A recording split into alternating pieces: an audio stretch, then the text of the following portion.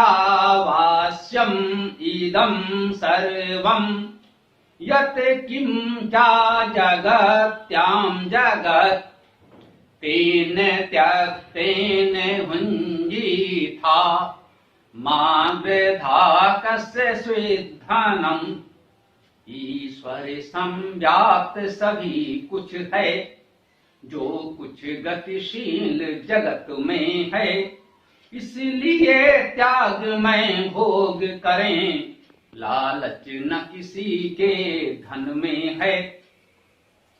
निश्चित रूप से महान वैदिक संस्कृत का परिचय कराने वाला, उस मूल तत्व से हमें जोड़ने वाला ये मंत्र है। इसमें कहा जा रहा है ईशावास्यम इदम सर्वम।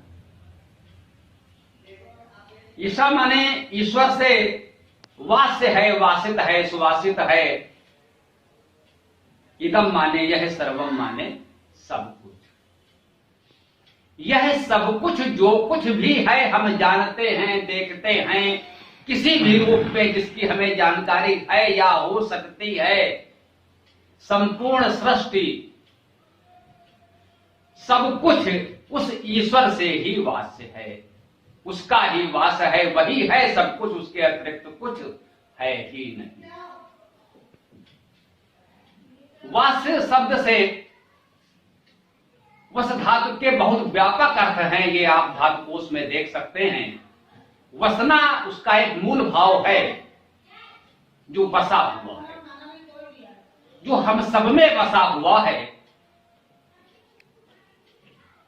उसी भाव को व्यक्त किया जा रहा है ईशावास्यम इदम सर्वम।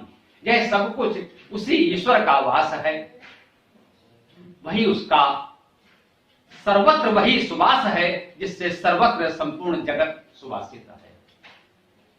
अब अगर इतनी महान भावना हमने सीखी समझी होती तो समाज की ये दशा क्यों होती? मुख्य बात यही है, स्वामी विवेकानंद जी ने कहा कि वेद वेदांत का इतना उच्च दर्शन, ईशावास्यमिदं सर्वम, ये सब कुछ ईश्वर ही है, और उसके बाद हमारा व्यवहार इतना गिरा हुआ कि हमारे ही बीच का, हमारे परिवार का एक व्यक्ति, हम मान लेते हैं कि जन्म से ही वो कुछ ऐसा है कि अगर वो छू लेगा, उसकी परछाई छू जाएगी तो हम अपवित्र हो जाएंगे। यह जो मनुष्य के बीच भी इतना भेद आ गया, हम मानव में भेद करने लगे, छुआछूत फैलने लगा। ये क्या ईशावास्यमिदं की भावना के अनुकूल था? ये क्या वेद की भावना के अनुकूल था? वेद ने तो हमें ये नहीं सिखाया। वेद ने तो कहा ईशावास्यमिदं सर्वम, ये सब कुछ ईश्वर से व्याप्त है। फिर जब सब कुछ ईश्वर से व्याप्त है तो हम में तुम में है भेद कहां? हम इसी अध्याय का अंतिम मंत्र है जो हम लोग अपने मूल मंत्र ओम मंत्र के रूप में पढ़ते हैं, ओम यो असौ आदित्य पुरुषा सो असौ अहम ओम खम ब्रह्म। वह जो आदित्य पुरुष है हम कहते हैं, वह नहीं, यह कहा है जो असौ यह है, जो आदित्य पुरुष है, जो अविनाशी परम सत्ता परमात्मा है, सो असौ अहम, वही मैं भी तो हूं। क्योंकि वो में ही सर्वव्यापक ब्रह्म है, तो फिर हम में तुम में भेद कहां रह जाता है? इसी को वेदांत के आचार्यों ने इस भाव को समझाने के लिए कहा सर्वम खलु इदं ब्रह्म। निश्चय रूप से मैं कहना चाहता हूं, वो आचार्य कहता है कि निश्चित रूप से हम कहना चाहते हैं कि सब कुछ ब्रह्म ही है। एको ब्रह्म द्वितीयो नास्ति, वह एक ब्रह्म ही सर्वत्र व्याप्त है, दूसरा कुछ है ही नहीं। सब कुछ ब्रह्म ही है और कुछ है ही नहीं। तो भाई इसको इसने अनुभूत की, एक और शब्द दिया अहम ब्रह्मास्मि। जब वही सब कुछ है, सर्वत्र वही व्याप्त है, उसके अलावा कुछ है ही नहीं, तो इसका निष्कर्ष निकला अहम ब्रह्मास्मि, मैं ब्रह्म हूं। गढ़ती रूप से समझाया जा रहा है। ईशावास्यमिदं सर्वम, सब कुछ ईश्वर से व्याप्त है। जब सब कुछ ईश्वर ही है तो सर्वम खलविदं ब्रह्म, सब कुछ ब्रह्म ही है। जब सब कुछ ब्रह्म है तो एको ब्रह्म द्वितीयो नास्ति, फिर तो सब कुछ में जब एक ही ब्रह्म ही है तो दूसरा कुछ हो ही नहीं सकता। तो अगर सब कुछ वही है तो मैं भी ब्रह्म हूं, अहम ब्रह्मास्मि, मैं ब्रह्म हूं। बोले अच्छा, आप तो ब्रह्म हो तो फिर हम? अरे बोले भाई तत्त्वमसि, तुम भी वही हो। कि जब सब कुछ ईश्वर ही है तो सब कुछ सर्वत्र वही है, वही मैं भी हूं, वही तुम भी हो। जिस वेद वेदांत ने हमको ये उच्च दर्शन सिखाया था, उस वेद की धरा पर इस भारत भूमि में इतनी नीचता लोगों के मनों में कहां से आ गई कि अब मनुष्य मनुष्य के बीच इतना भेद करने लगे कि एक को छूने से दूसरा अपवित्र होने लगा। अगर ये वेद का उच्च दर्शन हमारे समाज में व्याप्त होता तो दूसरे को नीच समझने वाली नीचता ये तथाकथित उच्च लोगों में नहीं आती। ये जो स्वयं को उच्च समझते हैं ये उनकी नीचता है। स्वयं को उच्च समझने वालों की नीचता है, जो अपने जैसे दूसरे मनुष्य को वो अपने से छोटा मानने की मूर्खता और धूर्तता कर रहे हैं। यदि वो नहीं जानते तो उनकी मूर्खता है, और जानबूझकर कर रहे हैं तो ये उनकी धूर्तता है। हमने इस एक तत्व को समझने का प्रयास किया, ईशावास्यमिदं सर्वम। जब सब कुछ ईश्वरमय है तो फिर हम में तुम में है भेद कहां? ऐसा नहीं है। कैसे है? जयशंकर प्रसाद ने कामायनी का प्रारंभ यहीं से किया। नीचे जल था, ऊपर हिम था, एक तरल था, एक सघन, एक तत्व की ही प्रधानता, कहो उसे जड़ या चेतन। तत्व तो एक ही है। ऊपर है तो हिम है, बर्फ है, शीतल है, नीचे प्रवाहमान है तो जल है। क्या दोनों अलग हैं? जो नहीं जानता उसको देखने में लग सकता है भाई ये तो हिम है और ये जल है, ये वाष्प है। जो जानता है वो कह सकता है भैया ये एक ही हैं, ये एक ही के विविध रूप हैं। मूल तत्व तो एक ही है, वही हिम है, वही जल है, वही वाष्प है। तो सृष्टि में जो नाना रूपमयी सत्ता हमको दिखती है, ने कहा कहो उसे जड़ या चेतन। उसे जड़ कहो या चेतन कहो। बर्फ है, स्थिर है तो कह लो जड़ है, जल प्रवाहमान है तो कह लो चेतन है, गतिशील है। नहीं भाई, वो मूलता एक ही है, उसमें जड़ और चेतन का भी भेद नहीं है। वही सत्ता है, कहीं हमको जड़ प्रतीत होती है, कहीं चेतन प्रतीत होती है। ये हमारे बुद्धि का भ्रम है। मूलता वो एक ही है, भ्रमित हम हैं, वो विविध रूपों में व्यक्त हो रहा है। एको हम बहुश्याम, एक सूत्र ये भी वेदांत ने बताया कि वो एक था, उसने सोचा मैं बहुत रूपों में व्यक्त हो जाऊं।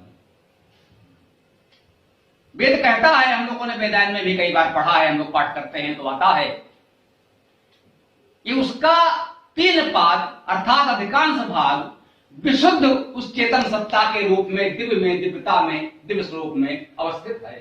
केवल 1 पाद अर्थात उसका छोटा अंश इस सृष्टि के रूप में व्यक्त होता है। इस सृष्टि में जितना हमें विस्तार दिखता है वह उसका बहुत छोटा सा अंश है, उसका बड़ा अंश तो दिव्य स्वरूप में अवस्थित है। कबीरदास ने कहा इसको कैसे समझा जाए, हमें तो बहुत भेद दिखता है। लोगों ने कहा भाई महात्मा जी हमें भेद जो दिखता है ये कैसे है, हम अलग अलग दिखते हैं तो क्यों? का जल में कुंभ, कुंभ में जल है, जल में कुंभ, कुंभ में जल है, बाहर भीतर पानी, और फूटा कुंभ जल जल ही समाना, संतों अकथ कहानी। नदी में, समुद्र में, तालाब में एक घड़ा आप ले गए, उसे उसमें डाल दिया, घड़े के भीतर जल आ गया और घड़े के बाहर भी चारों तरफ जल ही जल है। अब आपको दो जल दिखने लगे, एक जल जो घड़े के भीतर है, एक जल जो घड़े के बाहर है। मूलता तो जल एक ही था आपका घड़ा पहुंचने से पहले, अभी भी एक है, कुछ नहीं बदला है। कबीरदास जी कहते हैं फूटा कुंभ जल जल ही समाना। अगर ये घड़ा फूट जाए तो घड़े के भीतर का जल और बाहर का जल फिर एक हो गया। संतों अकथ कहानी, इसी तथ्य को समझना है। और ये घड़ा क्या है? घड़ा कुछ अलग नहीं है, वही है समुद्र में बड़े बड़े हिमशैल तैरते हैं, वो भी उसी जल के ही बने हैं। उसी हिमशैल के बीच में कुछ घड़े जैसा आकार भी बन जाएगा, उसमें हो सकता है जल भी भर जाए। वो घड़ा है, वो भी उसी जल का ही बना है, अलग से कुछ है ही नहीं। क्योंकि ईशावास्यमिदं सर्वम, सब कुछ वही ईश्वर है, उसके अतिरिक्त कुछ है ही नहीं। फिर भाई हम इतने व्यथित क्यों होते हैं? क्योंकि हम इतना नहीं जानते समझते हैं। हम ईश्वर से अलग हैं? नहीं भाई। जब ये शरीर नहीं रहेगा तो क्या होगा? अरे भाई होगा क्या? फूटा कुंभ जल जल ही समाना। जब ये शरीर नहीं रहेगा तो वो फिर सब एक रस हो जाएगा, तो उसके बाद क्या होगा? होना क्या है? हमें अंतर क्या है हम में उसमें? एक बूंद है हम, वो सागर है। हम बिंदु है, वो सागर है। बूंद समानी समुद्र में शोकत हेरी जाए। हम में उसमें अंतर क्या है? उसी महासागर से एक बूंद अलग हो जाए और कहे साहब मैं तो बूंद हूं, मेरा अलग अस्तित्व है। हाँ भाई, थोड़ी देर के लिए अगर सागर से अलग बूंद है तो उसका अलग अस्तित्व है। और अगर ये भ्रम मिट जाए, वो बूंद पुनः उसी समुद्र में गिर जाए, तो क्या होगा? बूंद समाने समुद्र में शोकत हेरी जाए। क्या उस बूंद को दोबारा समुद्र में खोजकर अलग किया जा सकता है? दोबारा निकाला जा सकता है? नहीं भाई। उस समुद्र से ऐसी अनेक बूंदें निकाली जा सकती हैं, परंतु वही बूंद दोबारा नहीं खोजी जा सकती, अर्थात पुनर्जन्म संभव नहीं है। अब पुनर्जन्म होगा तो किसका होगा? फूटा कुंभ जल जल ही समाना संतो अकथ कहानी। और बूंद समाने समुद्र में सो कत हेरी जाए, तो पुनर्जन्म किसका होगा? केवल मूर्खों का हो सकता है, किसी समझदार का पुनर्जन्म नहीं हो सकता। जो मूर्ख हैं वो इस भ्रम में जी सकते हैं कि पुनर्जन्म है। जो इस बार अच्छा हो गया वो पूर्व जन्म के कर्मों के फल, और जो बुरा हो गया वो कुछ गलती हो गई होगी। यही आ गई कि बूंद समाने समुद्र में शोकत हेरी जाए, पुनर्जन्म संभव ही नहीं है। क्योंकि ईशावास्यमिदं सर्वम, जब सब कुछ वो ईश्वर ही है तो उससे अलग क्या होगा? किसका पुनर्जन्म होगा? कुछ संभव नहीं है। आइए आगे देखते हैं। यत् किंचा जगत्याम जगत, इसमें शब्द सौंदर्य है, काव्य सौंदर्य है, कोई नई बात नहीं है। यत् माने जो, किम माने क्या क्या माने, और जगत्याम माने जगत में, और जगत माने जो जगत है। ये जो जगत है वो कह रहा है यत् माने जो, किम माने क्या। जो किम माने क्या या कुछ होता है, तो ये क्या जो कुछ भी है, जो कुछ यह जगत है और जगत में है। कह रहे हैं कि यह जो कुछ जगत में जगत है, जगत में जगत है।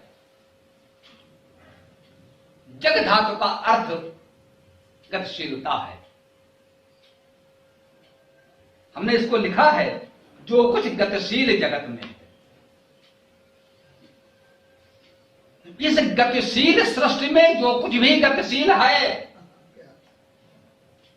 जगत्याम जगत, संपूर्ण सृष्टि गतिशील है, कुछ भी स्थिर नहीं है। सब एक दूसरे की परिक्रमा कर रहे हैं। चंद्रमा पृथ्वी की परिक्रमा कर रहा है, पृथ्वी चंद्रमा के साथ सूर्य की परिक्रमा कर रही है, सूर्य अपने सभी ग्रहों उपग्रहों के साथ ही आकाश गंगा की परिक्रमा कर रहा है। यह संपूर्ण सृष्टि उसी दिव्य स्वरूप, मूल स्वरूप चेतन परमात्मा की परिक्रमा कर रहा है, क्योंकि उसे से उत्पन्न हुआ है और नता उसी में सबको विलीन होना है। तो यत्किंचा जगत्याम जगत, इस गतिशील जगत में जो कुछ गतिशील है वो सब कुछ क्या है? ईशावास्यम इदम सर्वम, वो सब कुछ वही एक परमात्मा ही है, वही ईश्वर है, इसके अतिरिक्त और कुछ है ही नहीं। तो इतना सब कुछ यदि हमारी समझ में आ जाए तो क्या करें? जो नहीं समझते वो तो जो कुछ कर रहे हैं सो कर रहे हैं। यदि ये हमारी समझ में आ जाए तो हम क्या करें? हमने देखा है वेद की शैली अंत में बताता है उसका निष्कर्ष मंत्र के अंतिम भाग में। तो क्या करो? तेन त्यक्तेन भुंजी था।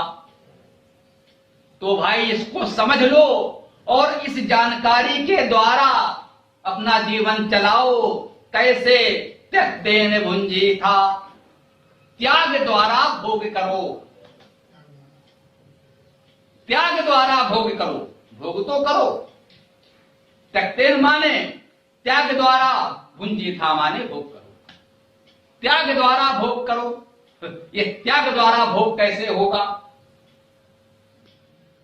अब हम संसार में हैं, इस जीवन यात्रा के लिए कुछ संसाधनों की आवश्यकता होती है। हाँ, होती है।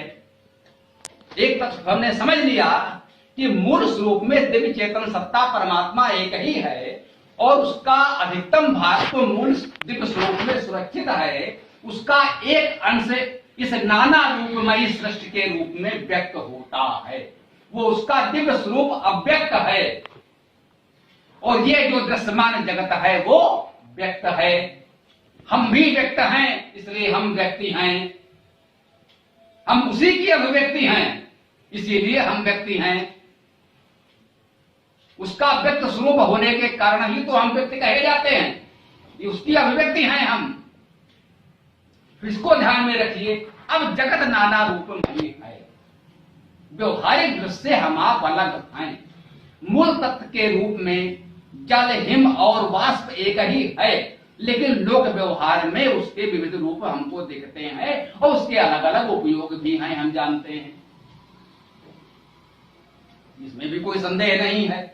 अब आइए, अब ये समझ में आएगा त्यक्तेन भुंजी था, है तो सब कुछ वही, लेकिन वो विविध रूपों में है। व्यवहारिक दृष्टि से लोक में हम सब अलग अलग भी हैं। हम यात्रा पर भी जाते हैं तो गाड़ी में अपनी स्थान सुरक्षित कर लेते हैं। जितनी देर यात्रा करते हैं भाई ये स्थान तो मेरा है, इस पर दूसरा आएगा तो फिर ठीक नहीं लगता। उतनी देर तो हम किसी को उस पर बैठने नहीं देना चाहते, भाई ये तो स्थान मेरा है, हमने इसे आरक्षित कर लिया क्योंकि इस लंबी यात्रा के लिए मुझे उस स्थान की आवश्यकता है, ये उचित है। परंतु जरा याद करें, स्मरण करने का प्रयास करें, जब हमने यात्राएं की हैं, हम सबने की हैं, जब हमारा गंतव्य, हमारा नगर, हमारा स्थान आने वाला होता है तो कुछ देर पहले ही हम अपने उस स्थान को छोड़कर अपना सामान लेकर खड़े हो जाते हैं। उस पर कौन बैठ रहा है, कौन क्या कर रहा है, हमें कोई मतलब नहीं होता। हम उससे पूरी तरह से निर्लिप्त मुक्त हो जाते हैं। ये है तेन त्यक्तेन भुंजी था। जब तक आवश्यकता थी हमने उसको सहेजा, संभाला, साफ किया, गंदगी भी ना हो, क्योंकि हमें को बैठना है भाई। अब हमारा कार्य पूरा हो गया, अब उससे हमारा कोई माया मोह नहीं, हम तो चले, हम चले। अब उस पर कौन बैठेगा नहीं बैठेगा क्या होगा हमें कोई मतलब नहीं है। अब अगर उसके मुंह में पड़े रहे, नहीं भाई ये तो स्थान मेरा था, तो ये समझदारी नहीं है, ये मूर्खता है। अगर हम इस भाव में पड़े रहेंगे तो दुखी होंगे। फिर जब तक आवश्यकता थी हमने उसे सहेजा, अब आवश्यकता पूरी हो गई तो तेरा तुझको अर्पण क्या लागे मेरा, भैया अपना संभालो, हम तो चले। साधो जय देश बिराना रे, हमको निज घर जाना रे। कबीरदास कहते हैं अपने घर चलना है, इस संसार में जब तक रहना है तब तक इतनी व्यवस्था भी रहनी है कि हम सहजता से रह सकें। कितनी व्यवस्था चाहिए? कबीरदास जी कहते हैं, साईं इतना दीजिए जामे कुटुंब समाए। कितना चाहिए? साईं इतना दीजिए जामे कुटुंब समाए, और मैं भी भूखा ना रहूं साधु न भूखा जाए। इतना चाहिए, इतना तो चाहिए ही। अगर इतना नहीं है तो जीवन यापन कठिन हो जाएगा। आप आए हैं और हम आपको सम्मान से पानी न दे सकें तो वास्तव में मेरे लिए दुखद होगा। इतना तो मुझे भी चाहिए, इतना तो चाहिए। बिल्कुल हम अस्वीकार नहीं करते, इतना तो चाहिए कि मैं भी भूखा ना रहूं साधु न भूखा जाए। इससे अधिक नहीं चाहिए। भगवान मुझे इतना दे दो कि जीवन की यात्रा सहजता से सरलता से चलती रहे, इससे अधिक नहीं चाहिए। ये है तेने त्यक्ते ने भुंजी था। आवश्यकता के अनुसार तो चाहिए। हम लोगों ने पहले अपने सूक्त में कई बार ये प्रसंग आए, यजन के और हवन के। हमने यही कहा, हवन क्या है? दाने दाना दानयोचा, देना और आदान प्रदान करना। हमने बराबर बताया कि क्षमता के अनुसार दीजिए और आवश्यकता के अनुसार ले लीजिए, यही वैदिक संस्कृति है। एक स्थान पर मैं ऐसे बोल रहा था तो एक सज्जन ने कहा, भाई ये तो साम्यवादियों की, कम्युनिस्टों की बात हो गई। हमने कहा, अगर साम्यवादी वेद को मानते हैं तो आपको क्या कष्ट है? यदि साम्यवादी वेद को मानते हैं, वेद की बात करते हैं, वेद की बात समाज में लाना चाहते हैं, तो हमें तो प्रसन्नता होनी चाहिए, हमें क्यों कष्ट हो? अच्छी बात है, अगर वो मानते हैं तो मानना चाहिए भी। जो सत्य है उसे तो हर कोई मानेगा, मानना भी चाहिए। तो क्षमता के अनुसार दीजिए और आवश्यकता के अनुसार लीजिए। न्यूनतम आवश्यकता पूरी होनी चाहिए प्रत्येक व्यक्ति की, यह आवश्यक है। अन्यथा तेन त्यक्तेन भुंजी था कैसे होगा? जिसके पास कुछ है ही नहीं वो क्या त्याग करेगा और क्या भोग करेगा? त्याग करने के लिए कुछ हमारे पास होना तो चाहिए, हैं? तब तो हम त्याग करेंगे, तब तो बचे हुए का भोग करेंगे। अगर हमारे पास कुछ है ही नहीं तो क्या त्याग करें और क्या भोग करें? तो एक न्यूनतम आवश्यकता का सिद्धांत हमने दिया मानव विकासवाद के सिद्धांत में, कि न्यूनतम आवश्यकता तो सभी की पूरी होनी चाहिए। यह समाज का दायित्व है। जो समाज इस दायित्व का निर्वाह नहीं करता उसका पतन होना ही है, होना ही चाहिए। यह भोगवादी संस्कृति है कि जो कुछ मेरा है वो मेरा है। सड़ रहा अन्न जिनके गोदामों में रखा, सड़ रहा अन्न जिनके गोदामों में रखा, वे सूख रही फसलों का प्राण करेंगे क्या?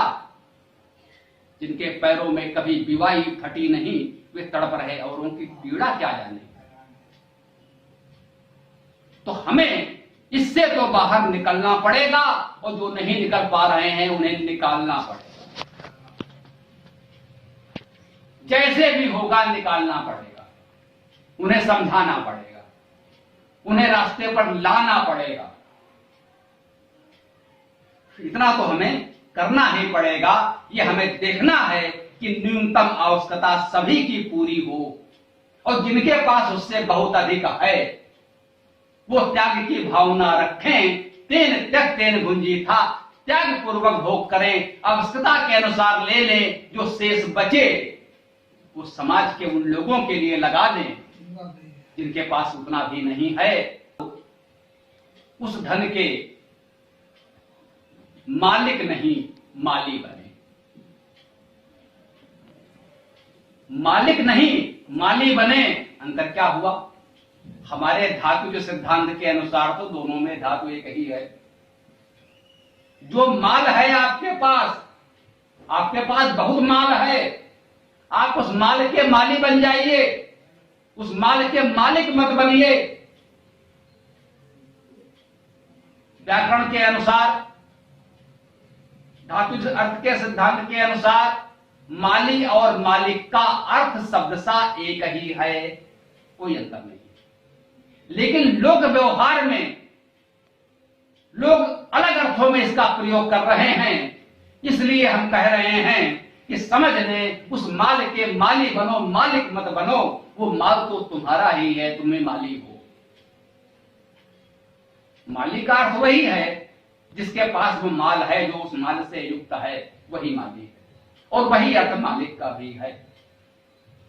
तो जिसके पास माल है उसका ये दायित्व है, तेन त्यक्तेन भुंजी था, उसका त्याग पूर्वक भोग करो। अनाज को सड़ने मत दो, जिन्हें आवश्यकता है उन तक पहुंचा दो। ये आपका दायित्व है, आपका कर्तव्य है। नहीं करोगे तो यह प्रकृति देख रही है, फिर कुछ ना कुछ होगा। क्यों डर लग रहा है श्रीमंतों को आज? क्योंकि वो जो दबे कुचले लोग हैं सदियों से आज उठ खड़े हो रहे हैं। आज सिंहासन डोल रहा है, श्रीमंतों को लग रहा है क्या होगा, याचना नहीं अब रण होगा, संघर्ष बड़ा भीषण होगा। सुन लो जय कोलाहल, ढह जाएंगे सब राजमहल, ढह जाएंगे सब राजमहल। महाभारत युद्ध से पूर्व कृष्ण ने शांति के बहुत प्रयास किए, सबको समझाया, नहीं समझ में आया तो कृष्ण ने वहीं कह दिया। जब समझौता वार्ता अंतिम रूप से टूट गई तो बोले तो फिर अब महासंग्राम होगा ही, और उसमें सब मारे जाओगे। तय समझो, जो कह रहे हैं सोच्याग्रम नयो दास्ताम बिना युद्धेन के सब, सत्ता के मद में चूर अहंकारी राजसी तेवर ने कह दिया, हे केशव, युद्ध के बिना तो मैं सुई के नोक के बराबर भूमि भी नहीं दूंगा। तो केशव ने कह दिया तो फिर सब मारे जाओगे, फिर उसमें कोई नहीं बचेगा। जिनके अंदर वो स्थिति है कि सब कुछ केवल मेरे लिए है, सुई के नोक के बराबर भूमि किसी और को नहीं दूंगा, तो समझो ये प्रकृति का संदेश है, तो सब मारे जाओगे। तेन त्यक्तेन भुंजी था, इस तथ्य को अपना लो तो महाप्रलय चल सकती है। जब उसकी समझ में आ गया होता तेन त्यक्तेन भुंजी था, तो ये महायुद्ध नहीं होता, ये महाविनाश नहीं होता, ये महाविलाप नहीं होता। लेकिन नहीं समझे तो परिणाम सामने है। तो समय से समझ लें तो अच्छा है। मां गृधा कस्य शुद्धम, हाँ, उसी को और स्पष्ट करने का प्रयास कर रहा है, हमसे भी कह रहा है। मां माने मत नहीं, गृधा माने लालच करो, हिंसा करो। गृध धातु है, हिंसार्थक भी है और लोभ या लालच के अर्थ में भी है। गृध गीध कहते हैं, गृध जो है पक्षी होता है, हिंसक होता है, बड़ा शक्तिशाली भी होता है। मां गृधा, हिंसक मत बनो, लालच मत करो। कस्य शुद्ध धनम, किसी के भी धन, किसी के धन के प्रति लालच मत करो। एक सीमा और बता दी, केवल उसको स्पष्ट किया है, कोई नई बात नहीं कही जा रही है। थोड़ा सा समझाया जा रहा है कि भाई अगर नहीं समझ में आ रहा है तो इसे ऐसे समझ लो। तेन त्यक्तेन भुंजी था, त्याग पूर्वक भोग करो, किसी अन्य के धन का लालच मत करो। धन का अर्थ अर्जन करना है, धन धातु का अर्थ है अर्जन करना, किसी और का जो अर्जन है उस पर लालच मत करो। जो किसी और ने कमाया है उसे छीनने झपटने का प्रयास मत करो। गीध जैसे झपट्टा मारकर छीन लेता है वो गृध है। खून से जो सींच कर अपने उगाते, अन्न का दाना उन्हें मिलता नहीं है। तो जमींदार साहब की कोठी में चला जाता है, क्यों चला जाता है भाई? तो दूसरे के अर्जन पर लालच मत करो। खून से जो सींच कर अपने उगाते, अन्न का दाना उन्हें मिलता नहीं है। जो तुम्हारे फैसलों के वस्त्र बुनते, जो तुम्हारे फैसलों के वस्त्र बुनते, स्वयं मर जाते, कफन मिलता नहीं है। खून से जो सींच कर अपने उगाते, अन्न का दाना उन्हें मिलता नहीं है। ये उनका श्रम है, उनका सृजन है, उनका अर्जन है। और उनके अर्जन को अगर तुम अपने गोदामों में बंद कर रहे हो तो ये जो गिद्ध दृष्टि है, छीन कर झपट्टा मार लेने के, इकट्ठा कर लेने की दृष्टि है, इसे छोड़ दो। मां गृधा कस्य सुधनम। दूसरे के सृजन को, दूसरे के अर्जन को, दूसरे के परिश्रम को अपने गोदाम में भरने का प्रयास मत करो। मैं बराबर कहता हूं, अपनी कमाई खाओ। प्रयास करो अपनी कमाई खाएं। अगर दूसरे की कमाई खाएंगे तो सुखी नहीं रहेंगे। अगर हम दूसरे पर निर्भर हैं, सुजलाम सफलाम बलयज शीतलाम सस्य श्यामलाम मातरम, देश के वासी आटा मांगकर खाते हैं तो स्वाभिमान कहां से रहेगा? 47 के कश्मीर युद्ध में, 65 के युद्ध में, 71 के युद्ध में अमेरिका, यूरोप जैसे देश हमको धमकी देते थे, भैया सेना पीछे हटाओ वरना हम गेहूं बंद कर देंगे। तब मुझसे हमारे किसी बड़े बुजुर्ग ने कहा था, हम युवा थे, कि स्थिति यही है कि सुजलाम सुफलाम सस्य श्यामलाम देश के वासी आटा मांगकर खाते हैं तो स्वाभिमान कहां से आएगा? मांगे घटत रहीम पद। हमारे अब्दुल रहीम खान खाना कहते हैं, मांगे घटत रहीम पद, कि तो करो बड़ी काम, तीन पगी वसुधा करी तऊ पावन नाम। जिसने पूरी पृथ्वी को 3 पग में नाप दिया उसको लोग बौना कहते हैं। वो बौना है, वो विराट पुरुष जिसने पूरी पृथ्वी को 3 पग में नाप दिया, उसे हम आज तक बौना कहते हैं। क्यों कहते हैं? क्योंकि वो दूसरे के दरवाजे 3 पग भूमि मांगने गया था। जब आप किसी दूसरे के द्वार पर 3 पग भूमि मांगने गए हैं, उसके बाद आपने पूरी पृथ्वी 3 पग में नाप दी होगी। इस पराक्रम के बाद भी आज तक हम आपको बौना कहते हैं। वामन अवतार है, उस बौनापन उतर आया था आपके अंदर, इसलिए उसे वामन अवतार कहते हैं। आप मांगने गए थे। कहते हैं जो पौराणिक कथा है, इससे प्रेरणा लेनी चाहिए। ये बातें शब्दशः सत्य नहीं है, लेकिन ये प्रेरणाप्रद हैं। जब उसने उसका पूरा राज्य, पूरी पृथ्वी 3 पग में नाप दी, उसने कहा महाराज आप, बोले अब हम ही बचे हैं, आप मांगने आए थे और हमने दे दिया है, भैया हमको भी ले लो, लेकिन मैं अपने वचन से पीछे नहीं हटूंगा। वो राजा बलि, दानवेंद्रो महाबली, वो दानवों का राजा था, महान दानी था, महान वीर था।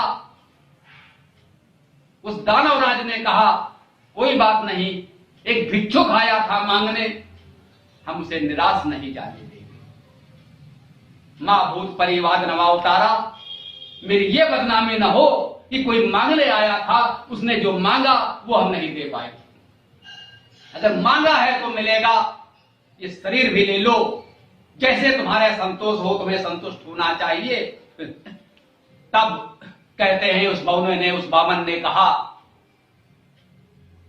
वाकई जैसा तुम्हारे बारे में सुना था, तुम वैसे ही दानी हो, वैसे ही महात्मा हो, उतने ही महान हो जितना तुम्हारे बारे में सुना था, संभवतः उससे भी कुछ अधिक महान हो। ये तो मैं तुम्हारी परीक्षा के लिए आया था। अब बोलो महाराज, हे महात्मन, हे महान दानी, अब बोलो तुम क्या मांगना चाहते हो। मेरे पास वो दिव्यता है, वो दिव्य शक्ति है, हम तुम्हें दे सकते हैं। बलि मुस्कुराए, बोले, ऐ बौने, तू मुझे क्या देगा? मांगू क्या भीख भिखारी से? तू खुद मेरे द्वार पर मांगने आया था। ए भिखारी, ऐ भिखमंगे, तुझसे मैं क्या मांगू? चल निकल ले। बोले नहीं, हम प्रसन्न हैं, आपने बहुत बड़ा महानता का परिचय दिया है। मेरा भी कर्तव्य बनता है कुछ रिटर्न गिफ्ट देने का। फैशन है, आपने इतना दिया है तो कुछ हम भी देना चाहते हैं। तो भाई जा देखो, महाराज बलि कह रहे हैं कि मांगू क्या भीख भिखारी से। इस भिखारी से हम और क्या भीख मांगे? नहीं मांगते जाओ। उनका नहीं भाई, आपने बहुत कुछ दिया है तो कुछ हम भी देना चाहते हैं। बताओ क्या दे सकते हैं? बोले तू क्या देगा? एक भिखारी आया है, मेरे द्वार पर भिक्षा मांगने आया है, तो ऐसा कर ही द्वार पर खड़ा रहे, द्वारपाल बन जा। तू मुझे और क्या देगा? हमने जो कुछ अर्जित किया है अपने पराक्रम से अर्जित किया है,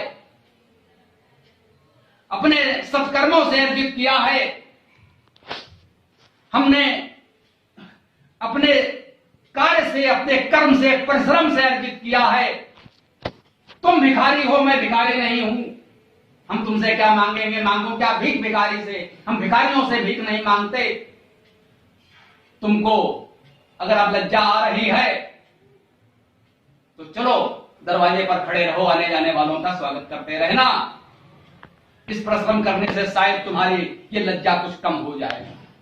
बलि ने उसको कहा, चल दरवाजे पर खड़े रहो, द्वारपाल बन जा। तो यही संदेश हम देना चाहते हैं कि मांगे घटत रहीम पद, कि तो करो बड़े काम, तीन पगी वसुधा करी, तो बावन नाम। इसको हमें समझना है और इसके साथ प्रयास करें। हमारी सफलता किसमें है? अपना अर्जन, अपनी कमाई खाओ। अगर कुछ बनना है, कुछ बड़ा बनना है, कुछ बड़ा करना है, तो पहली आवश्यकता यह है कि दूसरे पर निर्भर मत रहो। पराधीन सपने में सुख नाही। तो हमारा स्वतंत्र व्यक्तित्व, स्वतंत्र अस्तित्व खड़ा हो। ये जीवन कब तक है, ये सांस कब तक है, मैं तो इस अवस्था में कह सकता हूं, वो जाने। ये सोच के दरिया में मैं कूद पड़ा यारो, वो मुझको बचा लेगा, माहिर है बचाने में। मुझे कब तक जीना है और कैसे जीना है, ये उसे तय करना है, और कौन तय करेगा? ये उस पर छोड़ दो। मेरे जीवन की चिंता मत करो, इस कार्य की चिंता करो। अब ये सोचो कि ईश्वर का ये संदेश, ये वेद का संदेश, ये वेद की विद्या, ये दर्शन, ये जीवन लोगों तक कैसे पहुंचेगा, केवल इसका प्रयास करो, इस दिशा में लगो। यही हमारा आज का संदेश है, इस मंत्र का यही संदेश है। ईसा वास्यम इदम सर्वम यत् किम चा जगत्याम जगत, तेन त्यक्तेन भुंजी था मागधा कस शुद्धनम। आइए ओम मंत्र हम सब लोग साथ बोलेंगे। ओम यो आसो इत्ते पुरुषः सोऽहम् ॐ